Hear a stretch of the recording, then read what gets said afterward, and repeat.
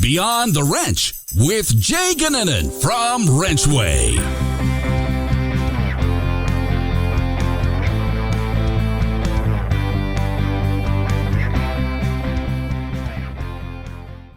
Welcome to Beyond the Wrench. My name is Jay Goninen, and I am your host. On this week's episode, we had the pleasure of being joined by Jason Olinger, and Jason is an automotive technician at Gwatney Chevrolet, and not only just an automotive technician, but one that works on a lot of Corvettes. So really cool to hear his stories about working in a shop, working on Corvettes. Really sounds like a lot of fun, in all honesty, everything that he's doing on a day-to-day basis. But we not only talk about that, but we talk about his thoughts and opinions about the technician shortage, how we go about fixing it. We talk about different educational programs and mentorship programs and how really Jason's leading from within his own department, and he does a really, really good job at it. He's very passionate about this industry, not only just at his shop, but what we can do to make the lives of technicians better everywhere. I would highly encourage all of you managers that are out there listening to listen through this entire podcast. This is a really, really good one to take some tips home with through the eyes of a technician. And for those technicians that are out there listening, this is an excellent episode to really learn about ways that you can learn to lead from within the shop and really be able to kind of set a precedent within your shop to make the lives of all the other technicians better. And Jason, as you'll hear, is just a really, really good guy, and really brings a lot of good advice to all of you that are out there.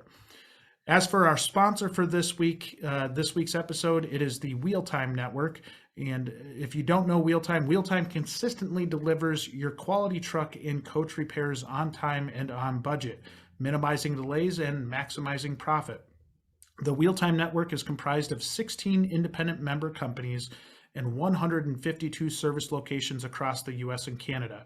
Thank you so much to you, all of you at WheelTime, a great company and a great partner of us here at WrenchWay. We greatly appreciate it. And without further ado, here's Jason.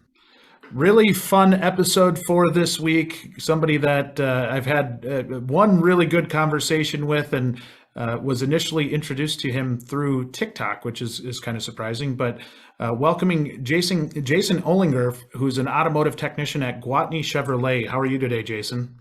Doing good, Jay. How about yourself? I am good. It's kind of a rainy, crummy day up here in Wisconsin, so hopefully down by you it's not so bad. No, it's cleared up today. It was raining pretty good yesterday, but it's cleared up and nice. Good. All right. So let's get right into it. Tell us a little bit about yourself. What are you doing on a daily basis? Well, work on cars. 80% Corvette work's what I do. It's kind of a hybrid tech. And playing with my boys. I got 2 boys, got a beautiful wife, and that's my life, my family.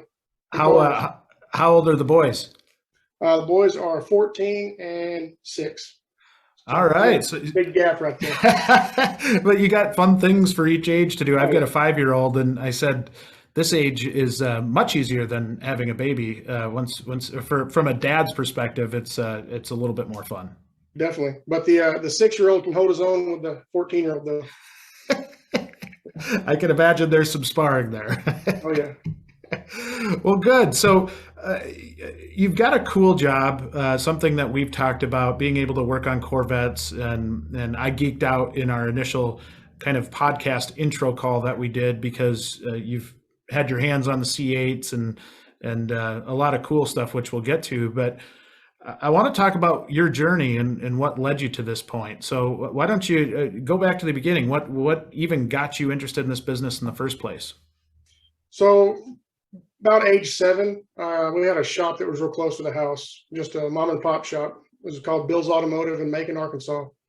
And I'd go over there and sweep the floors and stuff. Well, I would pick up on things. I thought it was really cool what they were doing, raising cars up. When I first seen a car on the lift, I was so scared at that age. I was like, man, I don't know about this. But, getting used to it and comfortable with it. And they actually, along with my father, got me a junior dragster. And that's when the spark started right there. I was into everything mechanical. I was taking junk mopeds apart, trying to make them run, all kinds of stuff back then. But yeah, through the junior dragster thing, I've done really well at that. I got a little too big for the car around age 13, 14. We got us a dirt track cart and had an accident with it, had to sell the whole setup to pay for the medical bills. After that, it was already there though. You know, the mechanical love was there. So 14, I started working at a lawnmower shop that banked with my mother, and kept doing that through high school. And then my last year of high school, I actually came to this dealership and started shadowing. They sponsored me through the GM ASET program. I went to Oklahoma State University Technical Institute, graduated there in 2004. Worked as a tech at this dealership up until 2012, when I thought I had a really better offer at a large locomotive railroad, and went there, worked, found out it wasn't for me. I didn't get the satisfaction that I get out of working on a car and seeing the finished product all the way through while I'm fixing it. Came back here, and the last 5 years been here. Fell right into the Corvette role again, and had customers come back that knew me from before, and knew my friends that worked on Corvettes with me. And so me and one other guy were the main Corvette guys back then, and he'd done more than I did. I just kind of helped him out when he was overloaded. He moved on to be a service advisor, now he's a salesman, and I still bounce ideas off his head every once in a while, but it's solely me now as the Corvette guy, and I really appreciate it. And I really have some loyal customers that I really like, and that's the beginning and where we are right now. So tell me a little bit about the C8. You had a cool story about maybe a customer that let you kind of take one for a spin, right? Yeah, he asked me if I ever been in one before, and I said, yeah, I've drove them around a lot. This is when they first come out, 2020, and I got it track ready for him. He was going to take it over to Vegas and take it to the track and hammer on it a little bit. And he's like, man, take it out and go have fun. So I take it out, and he told me to be spirited with it. And we've got this brand new on-ramp close to the dealership, getting on the freeway. And a normal car, I think it says like 35 suggested on the on-ramp. And I don't want to get myself in trouble, but I went well beyond the 35, and it was amazing how. So 37, right? 37. Yep. That's it. And yeah, those cars are amazing the way they handle. Yeah, it's an impressive piece of machinery. I mean, it is so cool. I geek out every time I watch one or see one in person, and the fact that you get to put your hands on them and kind of just get to know how they work, and you know, they're pretty advanced cars. I mean, you were talking about the way the suspension adapts to how you're driving, and yeah. I mean, it's just incredible. Yeah. Yeah, it can actually grab the brakes in the rear to help you turn, and it can stiffen the suspension on the side to help you turn better. It's a very advanced vehicle, especially for domestic side. Yeah, and wanted to go back to earlier in your intro when you talked about junior dragsters and kind of the impact that had on you.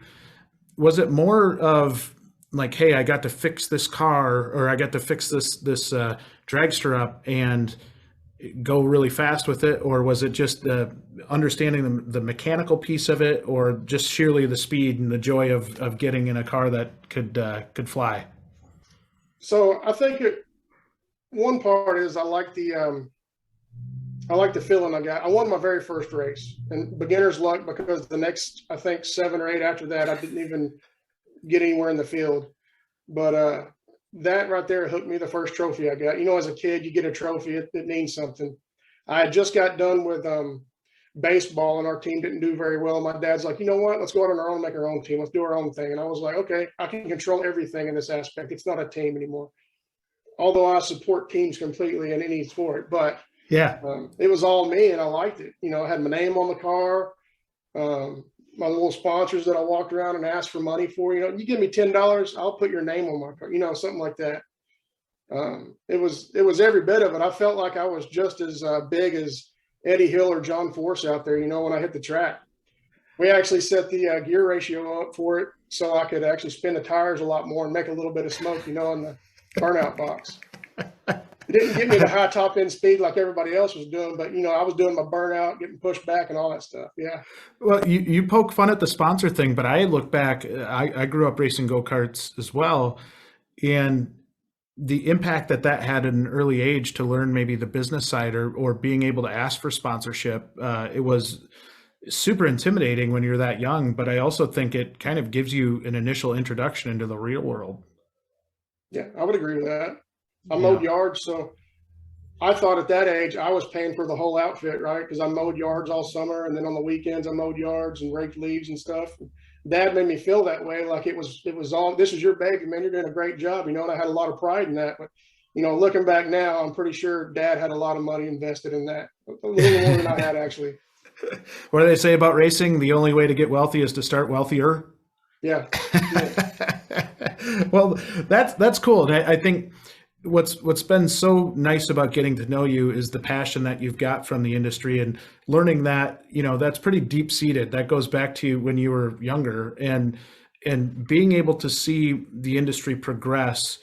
You've been passionate about how we make the industry better and how we make it better for technicians, which is really the entire point of this podcast in the first place, is how we get businesses and techs to work together to make the industry better. So I want to start with the technician shortage as a whole and maybe dissect a little bit of why there's a shortage in the first place and maybe some of the things that we can do collectively to make it better for technicians. So to start off with, any insight into why we're in the position that we're in now?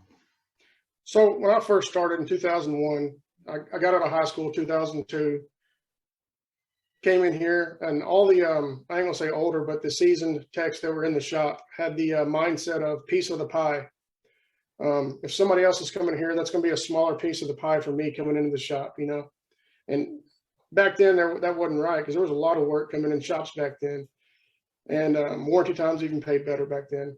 So they were trying to scare me away and all this stuff, And me loving turning wrenches and being hard headed, I stuck around.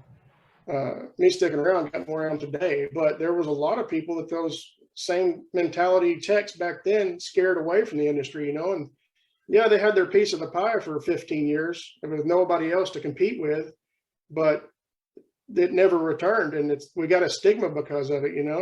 All the negative things they said, like, oh, it's never going to get better, warranty times are always dropping, they don't want to pay you what you're worth, stuff like that. It stuck with people, and you can even see it when you talk to parents and counselors at schools and stuff. They have that mentality, and that's just not the truth. Yeah, I couldn't agree more. Why do you think? Do you feel like the mentality's changed in shops for the most part in terms of the piece of the pie? And I think there's always going to be some element to that in a shop, especially in a flat rate culture. But do you think it's gotten better where techs and good techs specifically understand that there's plenty of work to go around, or is it something where they're a little timid of it yet? I think they're still timid of it. I think it's changing though, because our workload right now with the way car prices are, the ability to buy a new car or how much used cars cost now, we're doing a lot more repairs than we have been in the past. And I think the guys that had that mentality in the past, now they're like, man, I wish I had a few guys here to help me with this workload because I can't go home till 7 at night, and the wife's all upset because my food's been made for 2 hours, Yeah. And I think that's what's going to change, and it's beginning to change because people are realizing, hey, the tech shortage is really affecting everybody, not just the owner at the top, Yeah, it's all getting affected by it. That's a great analogy right there and a great story because I think it's true with a lot of really good techs that I talk to that they get overwhelmed by the workload and people are like you hit it so spot on with the fact that cars are getting older, not newer in terms of average age of vehicle. I think they're just lasting longer now in general, especially with the different types of maintenance programs that we've got out there and all of the OEs take a lot of flack for car quality or pushing a maintenance program. But if you look at it, the cars are lasting longer now, right? Like they tend to last quite a bit longer than they did 20 years ago. Yeah, I would definitely agree with that. Yeah. we're seeing cars come in 250, 300,000 miles, and you take care of that stuff, it will last. Now you Yeah. might have had to put a set of lifters in the Dodge or the Chevy or something, or cams in the Ford, but yeah, that compared to a new car payment on a new car price, people are doing that. Yeah. Yeah. And on top, you mentioned inventory control, all of that too. I mean, there's so many elements to this, but the fact remains the same, that there's just not enough technicians out there. And I think for so long they weren't prioritized, and really in a dealership setting, a lot of times technicians were kind of shoved to the back. It was a kind of a cost of doing business type of role, right? Where you have to support the front end. And I do feel like within the last decade or so, that dealer principals have really started to maybe change the way they view fixed ops, and specifically the service departments and the technicians, and especially because we've got a problem that maybe they didn't quite feel before. They've had to look through a different lens right now. Is that kind of your experience as well? I would definitely agree with that. Yeah, because they're seeing that the customers they sell cars to are now, when they get a car and they come to the service department, we say, hey, we're 3 weeks out, we can't get to your car. They're going to be like, okay, they're going to take it somewhere else. Well, a bunch of their sales come through here once there's an estimate, or they find out the warranty repair is going to be something extensive, and they're like, man, I just might trade my car. Well, that's another place now that's getting that option, because we didn't have the manpower to keep up and get it done quick enough. I That's think when they see that. they do. And I felt like a lot of leadership, maybe a long time ago, right? I don't think it's as bad now, but a lot of leadership used to say, sale sells the first car, service sells the rest. And I almost felt at times, especially when I was on the service end in a shop, that it was almost kind of like a wink, wink. I just trying to keep the back end happy, like it really felt like more of a saying than truth behind it. And now I do think people are really starting to grasp this and understand this. And this is why it hurts so much as an industry. This is why when that customer is struggling, and for the most part, everybody's hearts are in the right place. They want to get the cars out. They want to help those customers out. And when they're not able to, it creates pain. It's not fun to be short staffed and trying to tackle that. So I think you hit a lot of key points there, but really what I want to focus on in my time with you here is talking about the solution to it. And we've acknowledged that there's a problem. I think we hear it through every publication, every piece of social media where technicians are at. But I think a lot of times maybe we're not talking about solutions as much. And the very first thing that I want to talk about, or the very first thing that comes to mind when I think of solutions, are young people. Obviously getting more young people into the business and then keeping them here. What is your initial thought on maybe ways or strategies that we can do a better job of onboarding that young technician and making sure maybe they don't feel the same way you did when you were a young tech? I say start early, like a college football team. If we're going to talk about high school graduates young, get in there when they're sophomores, and start building a relationship with them. Let them know that, hey, this is a great career. I don't know if I know for a fact all the kids right now that we've talked to, the main thing they're not thinking of is going to college. They don't want the debt, because all you hear about the last couple of years is the debt. It's even been in politicians' swings, that we're going to the debt thing. So they don't want to cure that debt right away. So what I've been pitching to people that I talk to is, start making some money up first, and maybe you can pay for it along the way, that, and just helping out programs, listening to the podcast that I started listening to, but that you've done before. I've heard many great companies that say that exact same thing.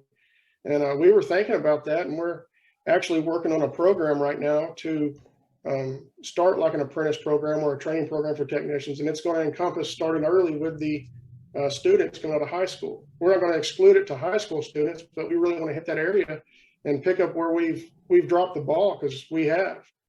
We used to be, so for instance, when I went to the ASEP program, quarterly during school, the guy that is my fixed ops manager now would come around and say, "Hey guys, how's it going? How's school going? You got any good guys over here? Like the normal plug. Hey, give me your best guy. Let me try to see what I can do with him." And I felt like there was more relationship than that when he come around in 2002. But he admittedly said, yeah, he dropped the ball. We had great techs. Everything was rolling. There was no need. We kind of got out of the educational side of it. But we're going to have to do something. And I think that's where it needs to start, is letting people know, hey, this is a viable career right here. You can make a good living like this. And that's what I've kind of tied some of my TikTok into. I kind of grab the eyes of people with some of the videos I do, and they're just, gimmicky stuff. But that gets me the audience where people can actually listen to, hey, I like what I do. This is fun. I have a good job. I have a good career, and I live a pretty easy life because of it. Well, and I applaud you for everything you've done on TikTok. For those of you that don't follow him yet, and you are on TikTok, make sure you go out and follow him. We'll make sure we put a link out there so that you can see where he's at. But I think that's as big as anything, is painting a positive perception for those young people coming in, right? So oftentimes if you go out to a Facebook group or you're going out to social media and you just see tech after tech just bashing something, right? Like it could be warranty times, it could be, how disrespected they feel. I feel like the minority really stands out. And if you're a young person reading that stuff, why in the world would you go into it? Right. Yeah. So you're always going to get more negative comments than you ever get positives. I ain't gonna say comments, negativity than positive. That's just how the world is these days. Any industry, anything you talk about, what's going to be louder is the negative part of it. And that's just because usually the people that are positive, don't voice their opinion much. So yeah, I agree. And the fact that you're out there putting yourself out there to do it, I love it. Like when our team first showed me your videos, I was like, man, this guy's awesome. This is perfect. This is what we need more of in the industry, are people spreading the word like him. So let's go back to your training program a little bit. When we look at that, or are you calling it a training program or like a mentorship program, or is it somewhere kind of in between? So it's going to be a apprentice and a online curriculum training program. We're going to have benchmarks set up, and we have the outline already written to where if this person meets these areas right here, and then he does this much work on the outside in that area, a final test would be, hey, complete an RO in that area. Tell me what you know. And then it'd be up to the mentor, to the apprentice to decide, hey, he's efficient in this area. Let's move along to the next area. And when I say areas, it's not like starting at the easiest and the worst. If you come in and you know something about transmissions because your dad was a transmission guy, let's knock it out. Let's see what we got. We're wanting to keep a standard to it to where we don't bounce around like we do now. So now we get an apprentice in. You just throw him with a guy, and whatever work comes in, that's what he learns that day, right? Yeah. We want to have a more structured program to where they do their online stuff and then they can come apply it. And we find the guy in the shop that has that. So we have basically probably 5 or 6 guys that would like to be apprentice or mentors. And whatever work they have that day, if it goes to their online training that they just got done with, let's go let that stuff sink in, and get it going. But we got a bunch of bugs we're still working on. We're meeting every 2 weeks on it, trying to get it going, because by the beginning of May, we want to get it kicked off and rolling. And we know we're going to run into more stuff once it gets going, but if we never start it, we could talk about it forever. So that's what we're going to do. So what pushed for that to happen? Was it just a lack of young people, or was it you saying, hey, we just need more help? Or how did that, or what are the origins of that? So it wasn't me. It was actually our manager over fixed ops, which was my service manager that hired me in 2002. He's seen the need, especially in our body shops. We have 2 body shops within our dealer group, and I can't remember what the average age of a body tech is, but it was very high, like in the high 50s. And they're hurting real bad over there. Like they're scheduling stuff out, and insurance companies are upset because they're paying for rental cars, and they just can't get the work out. They got so much. That, and then on the mechanical side, he knew that there was an issue there too. We can feel it because we're backed up with work so much. I think I have 12 ROs on my toolbox right now, and there's a few other guys in there that are in the double digits with ROs. And luckily, our customers stick with us, but that's where we seen that was the turnover times. Yeah, we're working quick, but you can only do so much at one time. And it was him that actually sparked it and decided to do it.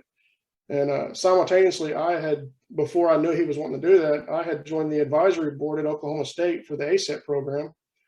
So we kind of merged together, and we're both trying to spearhead that and make things go. And we got a bunch of good people from, we have another dealership about 15 miles down the road. We got managers and techs involved there. We got managers and techs involved here. And then both of our body shops are involved, and we're just trying to see what we can do to make it easier in the future for us to have technicians, Yeah. But in that, we've stressed a lot that we have a vetting process also that we started out. That's the first thing we hashed out.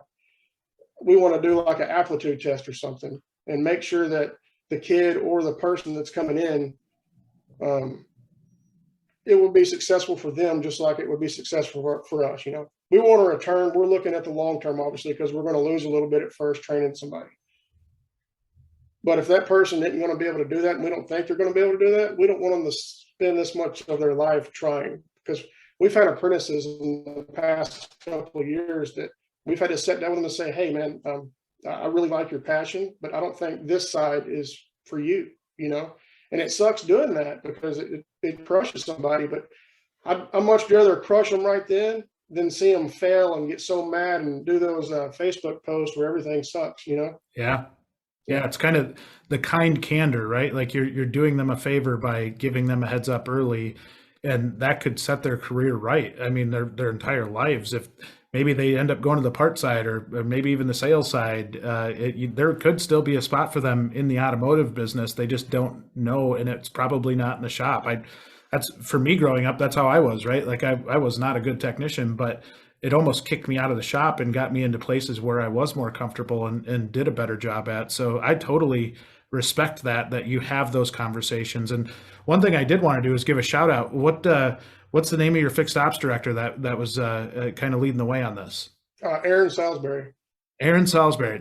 Thank you, Aaron. Like that's I love that. I love the fact that we're getting involved with young people and really doing it in a proactive way rather than just getting them and maybe sticking them in the lube bay. And that kind of brings me to my next point is how hard is it from a shop's perspective to not get a young person and just stick them in the lube bay?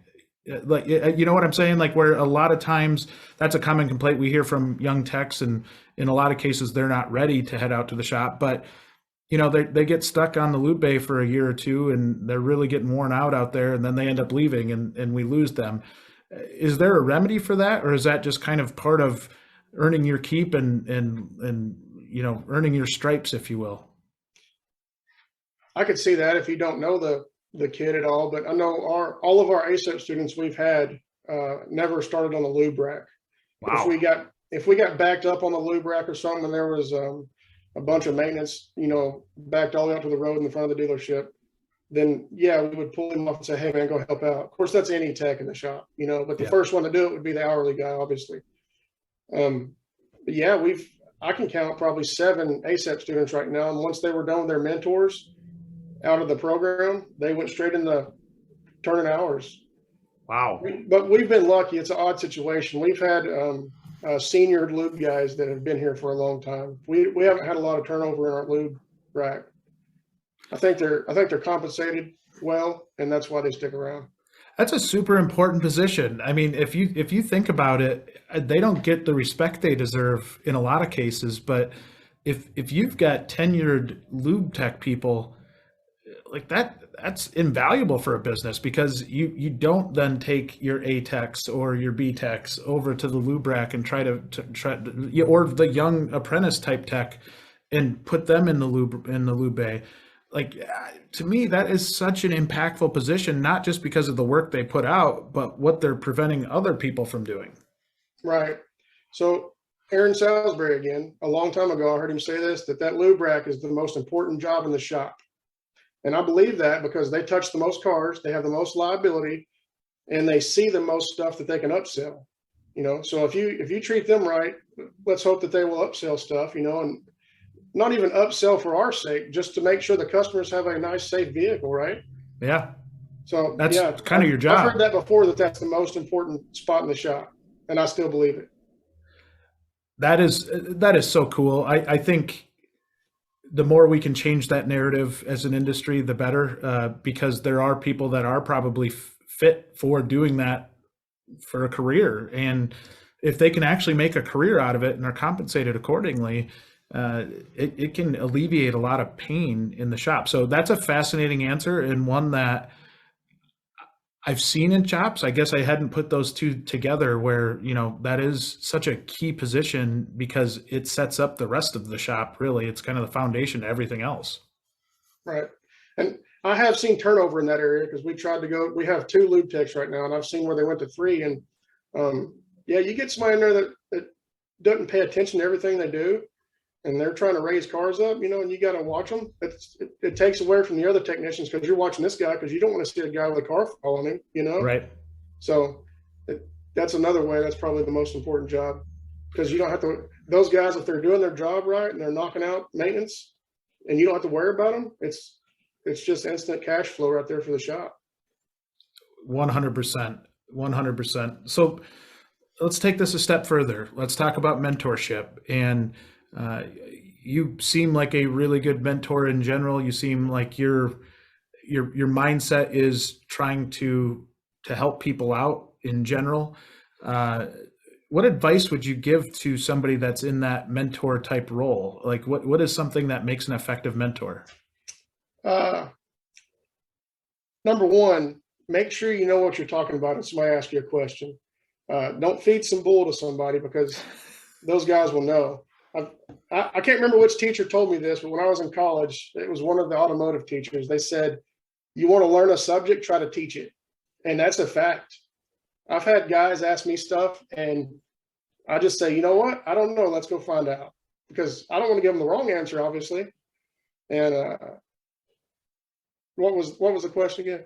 Well, and that's a good point. Like advice to a mentor, and really, I think that first thing you talked about was really important. Don't just make something up just because you want to seem smart. And honestly, for a young person to see their mentor do that, I think sets the foundation for them not doing that and not assuming things and really trying to get the right answer. So, what else, do you see in good mentors? So good mentors set a good example anyway. Just don't tell somebody what to do. It'd be like mom and dad, do what I say, not what I do. You don't want to do that. You want to actually show them that you're doing the same stuff you're trying to teach them, the same steps, so they can, say you tell them to do it, you set the rack like this and double check when you're coming up, but they see you raise the vehicle up off the ground and you don't double check the rack. They're going to be like, oh, well, once I get good enough, I don't have to do that, right? Well, yeah, probably. But if you're telling them that, show them that too. Keep doing what you preach, right? Number 2, don't use them as just however the pay scale is going to be. And that's one of the things that we're discussing a lot this week with our meeting we're going to have for our apprentice program, is the pay scales.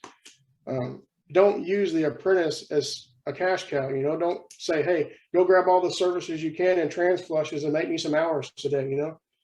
Teach the person something. That's what they're there for. And if your apprentice program set up right, you're getting a kickback of something anyway. So right. Take the time you've been allotted and be professional to the guy and treat him something, or female, whichever one. Yep. Love those 2. I'm actually writing those down. Number 1, set an example. 2 was don't ask them to do something you wouldn't do, kind of thing, right? Yeah. And then 3 is don't use them just to make money for you. Teach them. That's what they're there for, is to learn.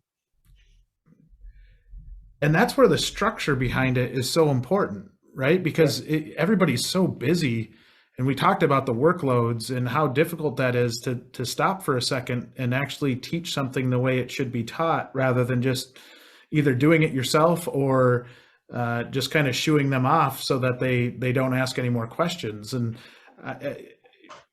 from a mentor's perspective, and this is something that I think is really important, is to take that time and to know that, you know, you're helping somebody out, and that's where it takes the right person, right? Like not everybody's meant to be a mentor. I've seen some really, really good ATECs that should in no way, shape, or form be a mentor. Is that similar to what you're seeing? I agree with that completely. Yeah, I've seen the same thing. And when I was going to school in Oklahoma, the shop that I worked at part time over there while I was in school, they had a tech there that was just I wouldn't say vile, but he was really rough around the edges and really easy to set off. And they tried to put a kid with him, and he just cussed him like a dog, actually, a lot. And it wasn't the kid's fault at all. The kid was asking questions, and this guy's like, "Can't you say I'm busy?" And I'm like, "Man, that is the worst thing I've ever seen. That's like the worst mix of people, you know." And that could be why I am the way I am with people. I'm really understanding when they ask questions and stuff like that, because I've seen what it looks like from a young person's point of view when there's an older guy in the shop that's supposed to be in the example and teaching me something. I don't want to be like that, you know. I had football coaches like that in high school, but you know, that's not what I want when I'm trying to learn my career.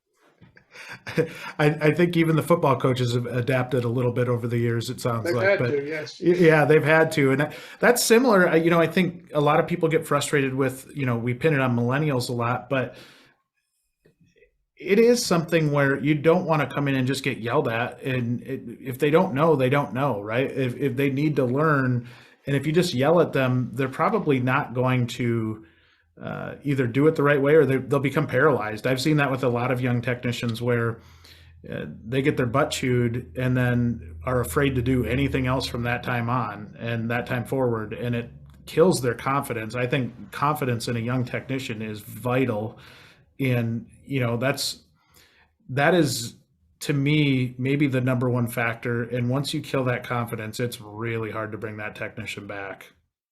Yeah, I agree with that. I've seen guys that mess something up, they get in trouble, not an apprentice, but just a young technician.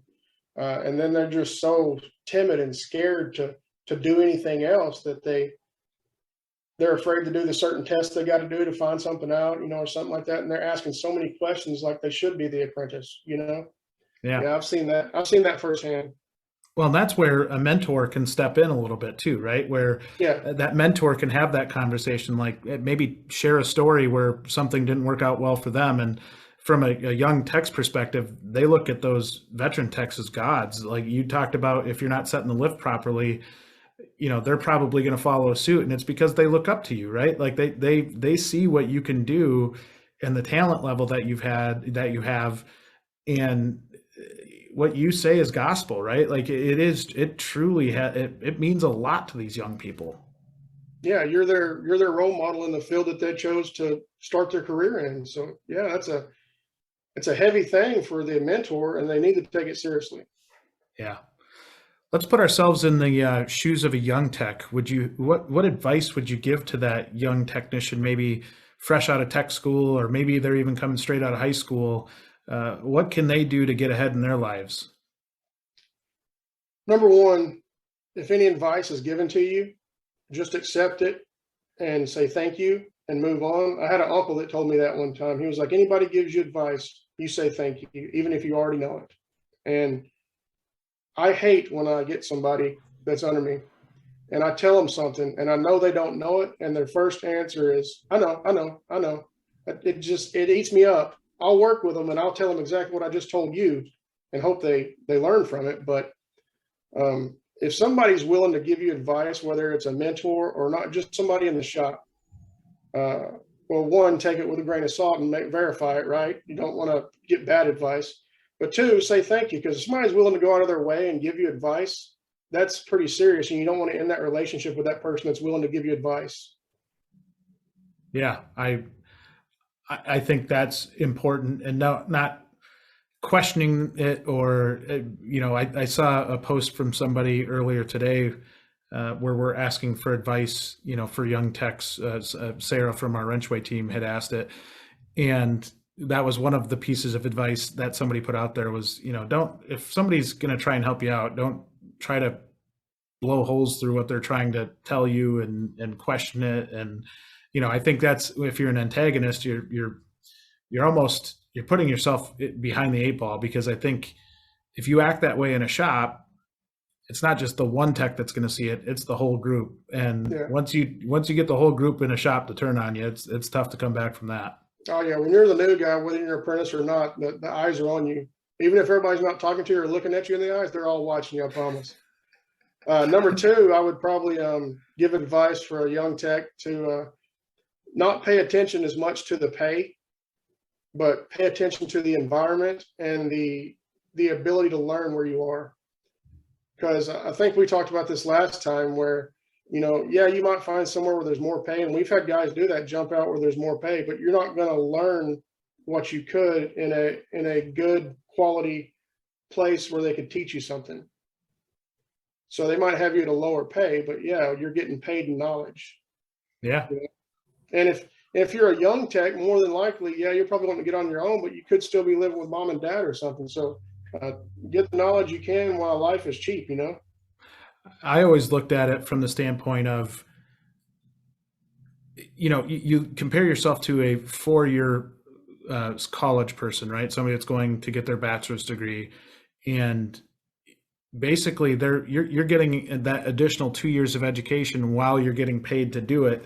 And if you can look at it rather than paying out money to get an education, you're actually getting paid to get an education, and whatever you get paid is icing on the cake, right? Because you could very well still be in school.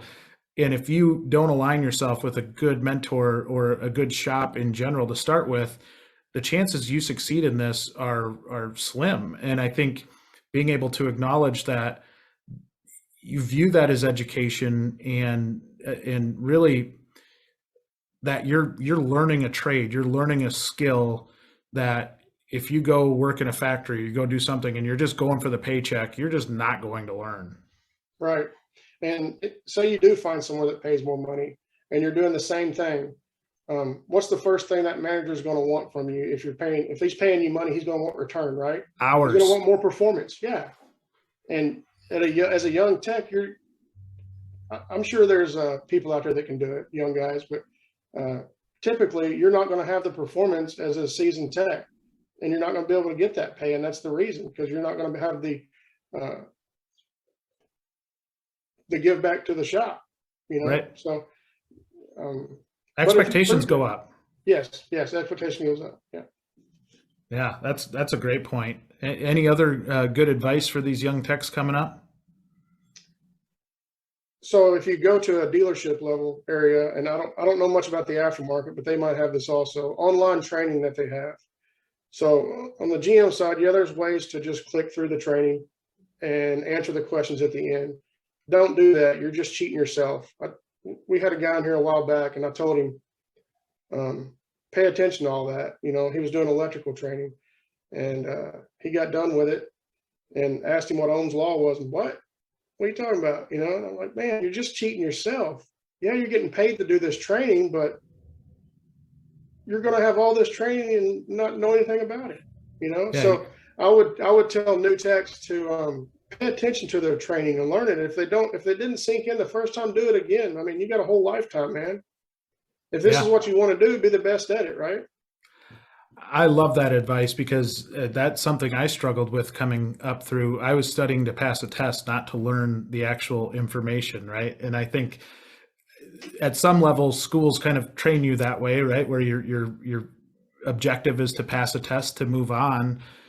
But when you get to this stage in your education, it is so much more than a grade. It is truly understanding that. And something as simple as Ohm's law, if you don't understand that, you're going to have a lot of trouble. Electrical diagnostics are not in your future if you're not grasping that.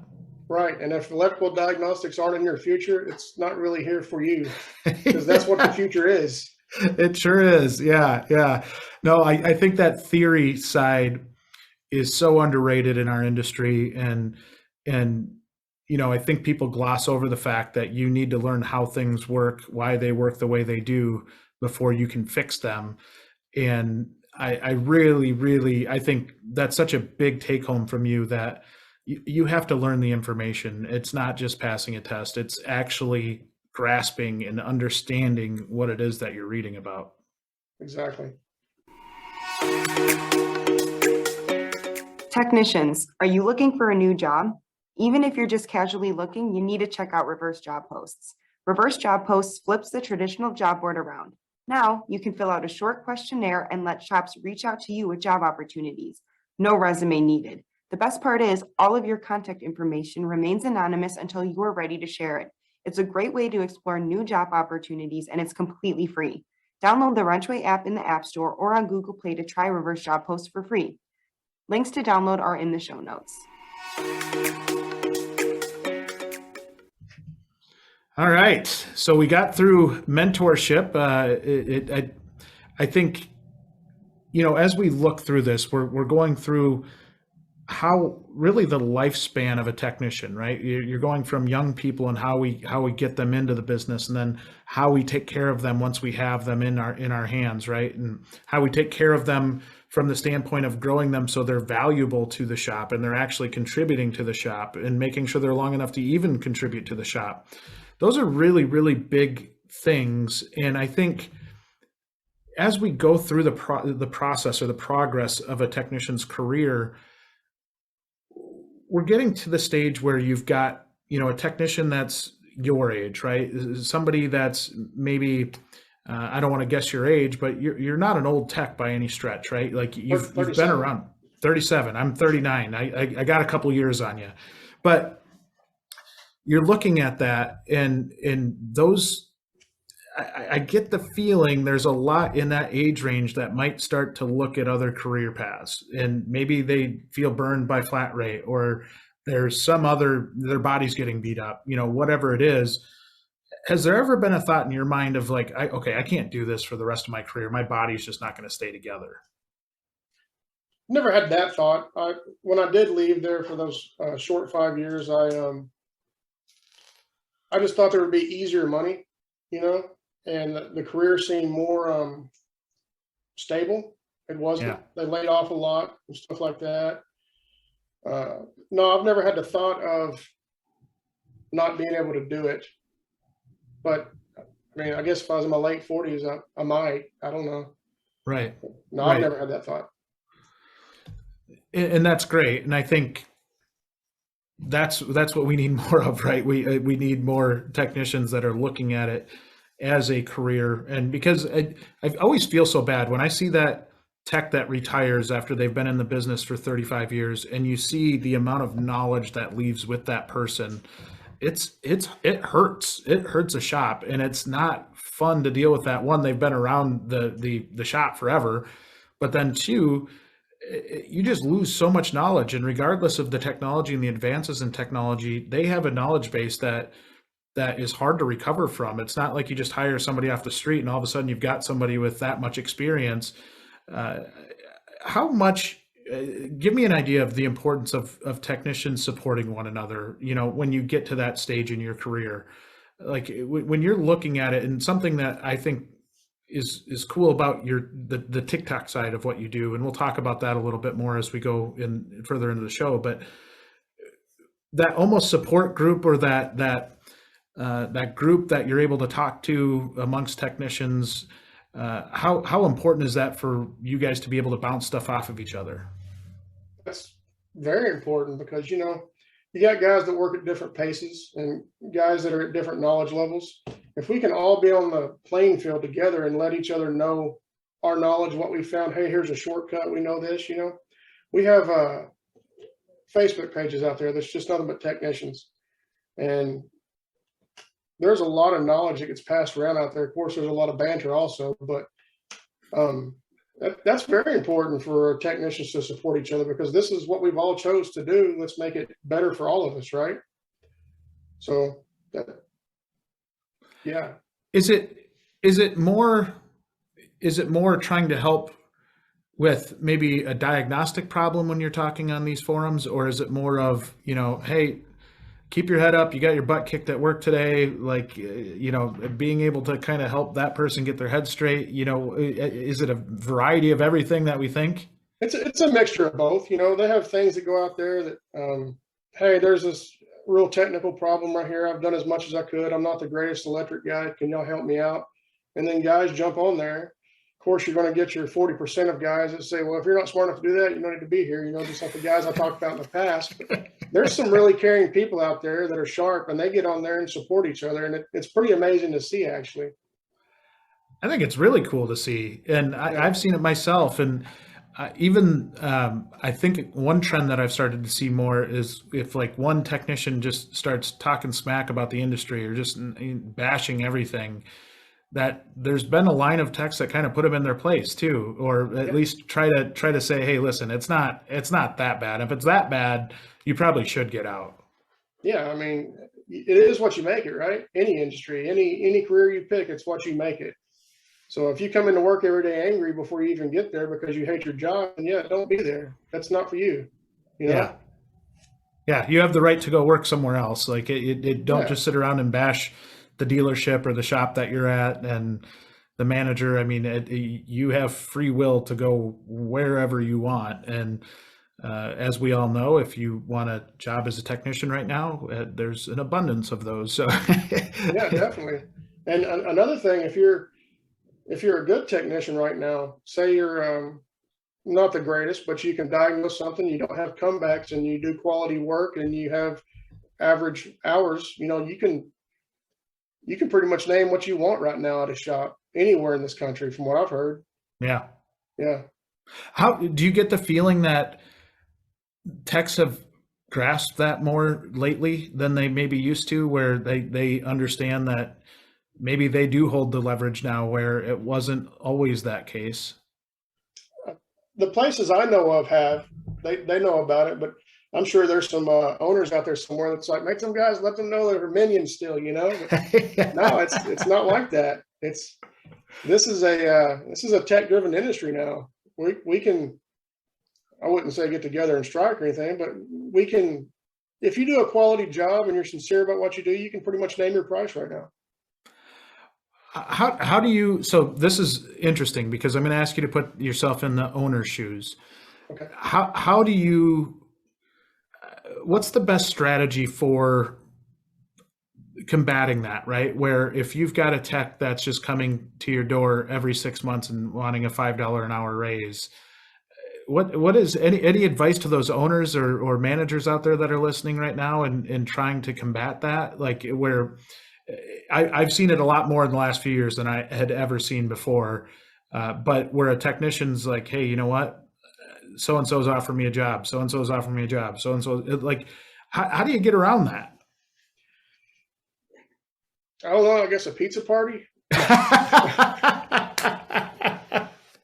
No, I would set the guy down. I mean, if he's asking like that, if he is a workhorse and he's worth money, show him where, hey, nobody else is paying this anywhere in the industry right now.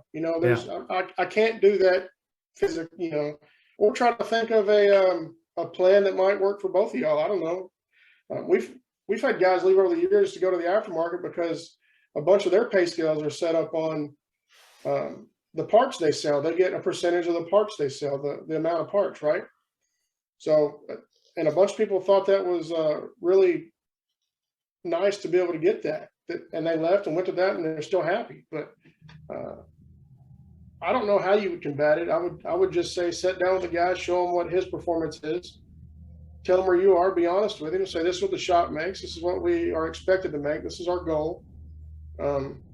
You're valued, and I think you know that, because if a guy's doing that every 6 months, he's probably already the highest paid almost. Yeah. So say, hey, you're the highest paid. I want to give you more, and give him a goal to reach to get the next one or something, something like that. Yeah, some path to be able to get to that. And that way you're not getting blindsided every 6 months, Yeah, it's understanding on both sides of what it takes.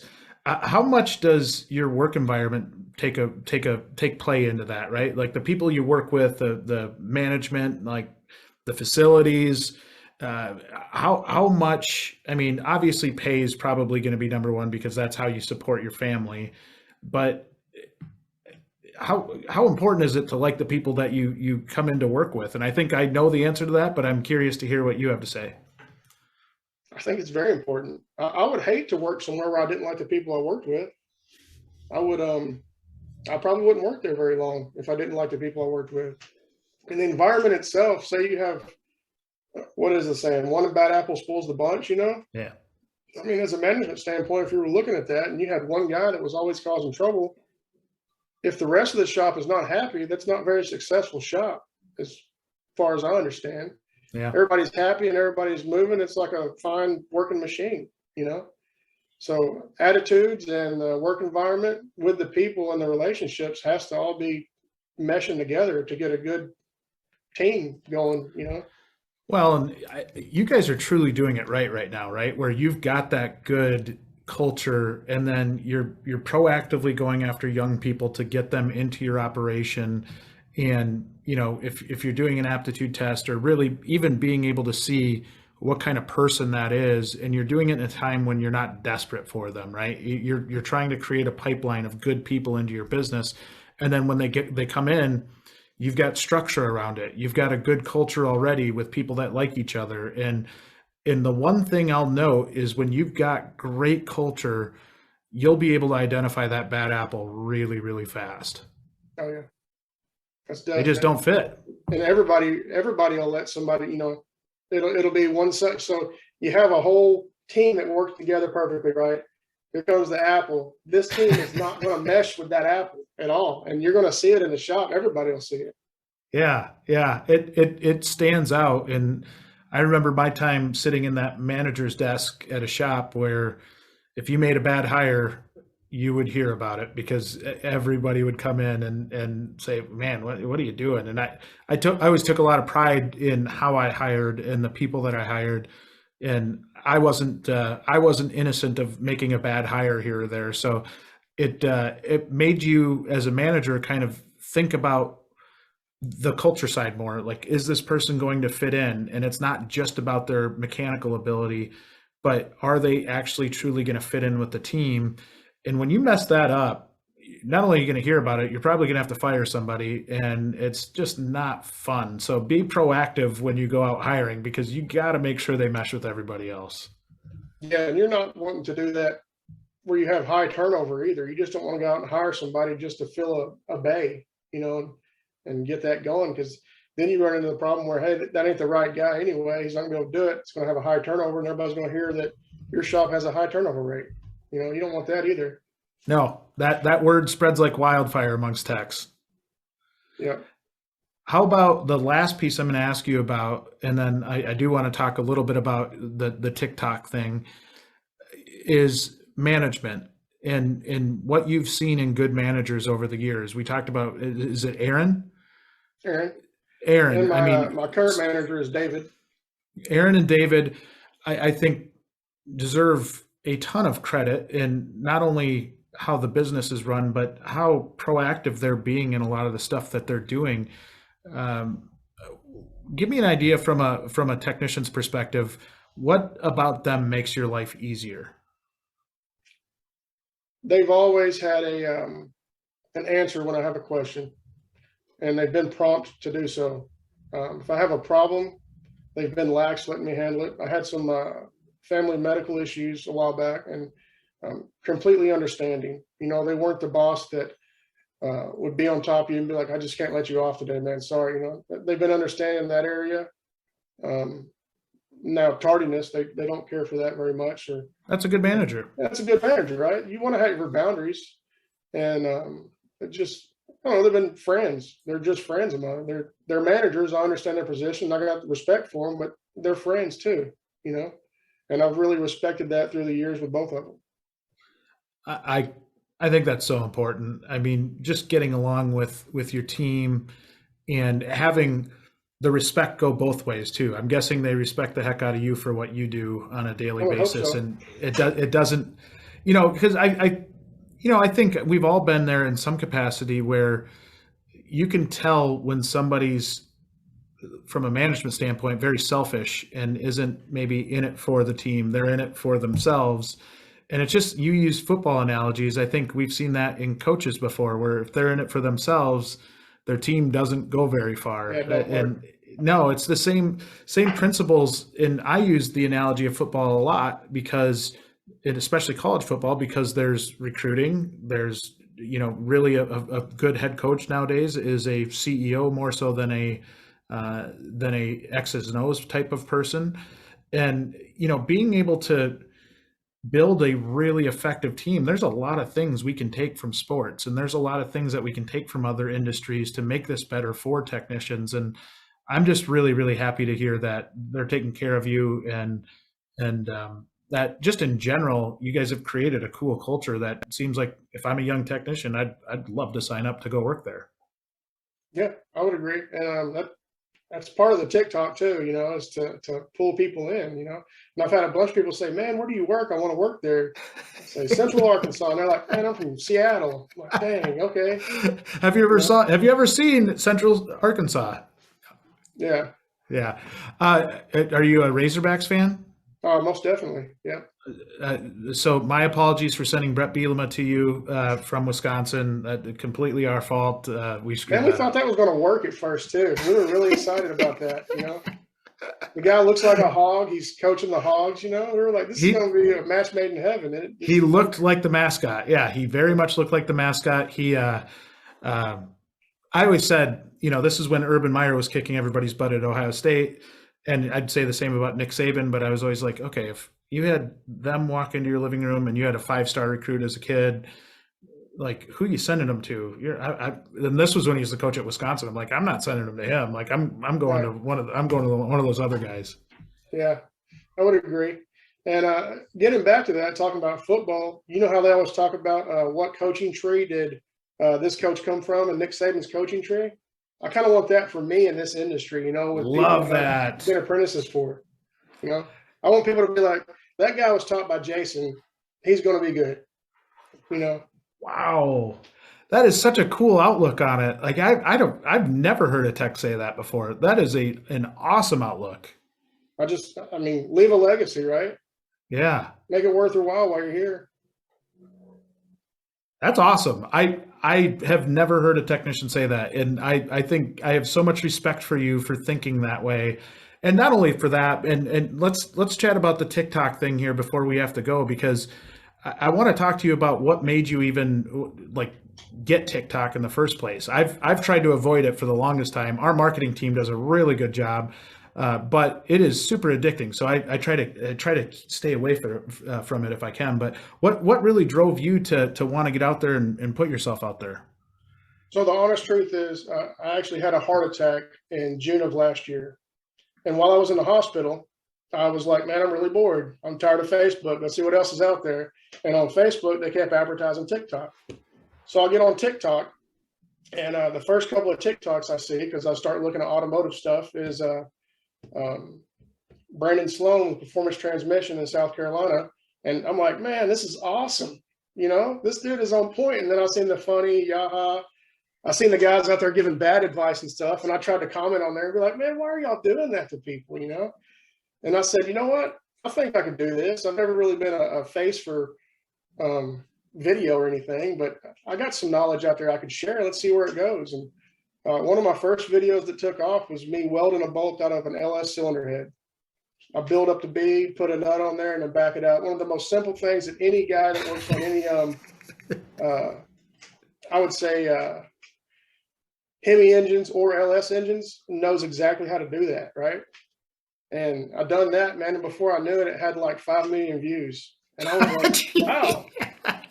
I said, wow, this is easy. Well, then I went probably another month before I had a video that had over 200 views. And then you look at the TikTok thing, and they tell you to watch other people you like and try to, don't emulate them, but kind of use their features they do, So yeah, I use some stuff off Brandon, some kind of little flipping the phone up and stuff and catching people's eyes. But after that, I've kind of found my own way I do things. I do a few videos here and there, and I try to leave it alone at home so I have time with the family. But sometimes it gets in the way, and my wife's got to be like, "Put your phone down." Yes, ma'am. I got you.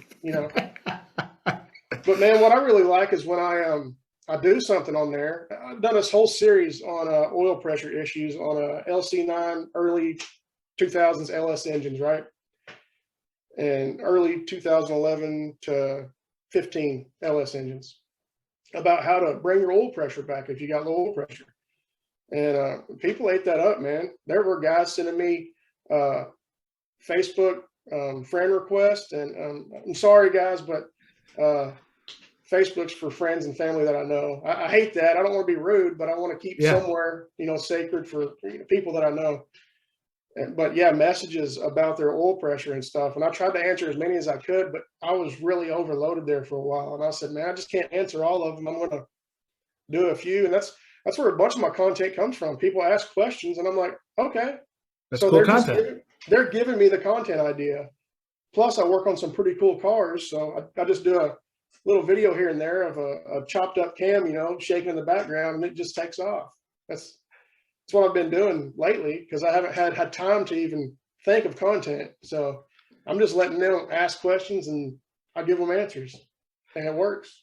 That is so cool. It shocked me how many techs are on TikTok. When we got into the TikTok game on the WrenchWay side, I think there's more, it feels like more positive discussion on there than maybe a Facebook or something like that, where you do get more of just people having fun and pretty laid back for the most part. You'll still get the random bad one, but I think what you're doing is shining a light on the cool opportunity that this is, and being able to showcase what you're doing and documenting what you're doing is really, really impressive. I give you a lot of credit for having the initiative to go out and do that. And again, if you haven't followed him on TikTok yet, get out there, follow him. He puts out some great content. I have to thank you. You put WrenchWay on to your TikTok when we were doing our schools week, and that's really where you came to our attention, was through that. And just thought that was the coolest thing in the world. Not prompted, not anything. You just did it and shared what we were trying to accomplish that week, and was just really, really neat on your part.